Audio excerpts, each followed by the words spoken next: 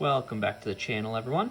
I just want to give you a little update here of my at-home mining series and my journey through that. So one thing to touch base on quick here, you'll see, so I just pulled up the price of Bitcoin just because I always like to see where the market's going. You can see for the past 3 months, it's actually been up a good chunk. I know we've been a little bit, this past couple of weeks have just kind of been kind of at a standstill.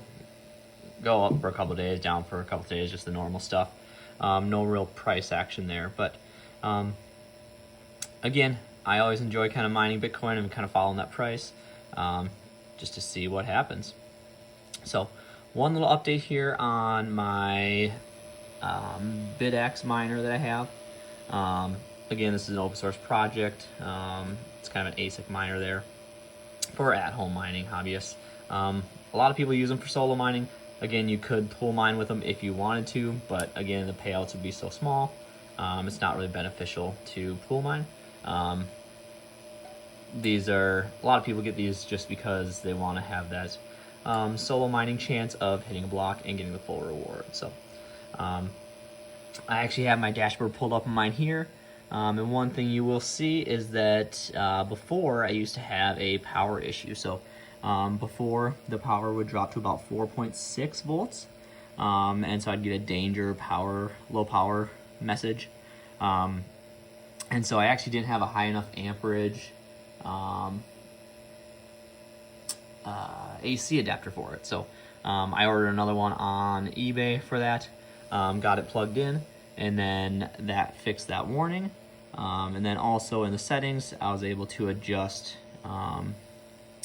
my frequency and core voltage to kind of overclock it a little bit to get a little bit higher hash rate. So yeah, overall that's been working pretty good. And one thing with these that I would recommend too is always going and checking the dashboard just to see if there is any updates. So if you go to the settings here, you'll see your current version, and then you can just go ahead and check for updates just to see what the latest version is. So looks like I am still on the latest one, so I don't have to do anything. But if you aren't, you can easily click those links, download those files, and then you upload them to the corresponding browse buttons there on the same page. So that is the bitaxe that I changed. And then with my Avalon Nano 3 that I got back when they were on Indiegogo, everything was working great. And then one day I came down here, I was hearing like a loud noise come from this one for the fans. So I took it all apart to see what was happening. And it was actually that middle fan, the bearing started to go out in it. So that was causing a really loud noise in there.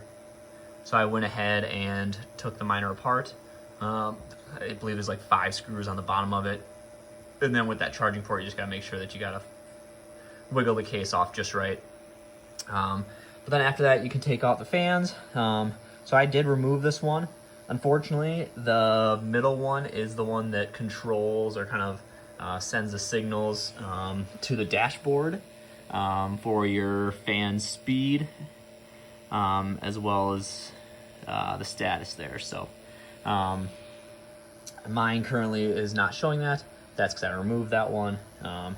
I did look online to try to get a replacement for it, but I didn't have too much luck. I found a few of them on eBay that might work, but they still didn't have that extra cable for the sensor on there. So if you guys do know where to get replacement parts for these Avalon Nanos, or if you guys have a link to an Amazon page that has this fan, yeah, definitely leave a comment with that, and I'll definitely go over there, get a replacement fan to put back in here.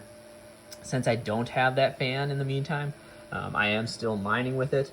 I have just been watching my temps on it, and then I also just kicked it back to the low mode, and then I might try the medium mode to see what happens there too, and watch those temps as it mines throughout the day, just to make sure that it doesn't get too hot. So that's what I kind of did in the meantime until I can get another fan, just because I do know these things do run pretty hot, so don't want to push its limits there. And then I do have both of these, so I actually switched them over. I was mining trying to mine Bitcoin Cash for a while on these. But in the grand scheme of things, I am just gonna put both of these onto CK Pool for Bitcoin and try my luck solo mining there. I know the chances are not good for that, but I think it'd be pretty cool one day to wake up and see that full block reward of that 3.1 and so Bitcoin just sitting in my account. So again, it's up to you, whatever you like to do with these. I personally like to kind of just try my odds and hopefully one day hit that block, but until then, it's just a fun little learning experience. And then one more thing that I do want to ask you guys is, I've been doing some research about it, and some people, they suggest that kind of like running your own node and mining to your own node will obviously increase or decrease your latency because you're right in your network. But then sometimes I hear otherwise, that it's just easier to go to an actual pool for solo mining. So I don't know. I was toying with the idea of setting up a Bitcoin node, just that I can kind of say that I kind of did the whole project start to finish. But I'm not sure if it actually helped my odds at all or not. So leave a comment for that if you want to. And then if you know where to get a replacement fan, leave a comment for that. If not, I'll see you guys in the next one. Later.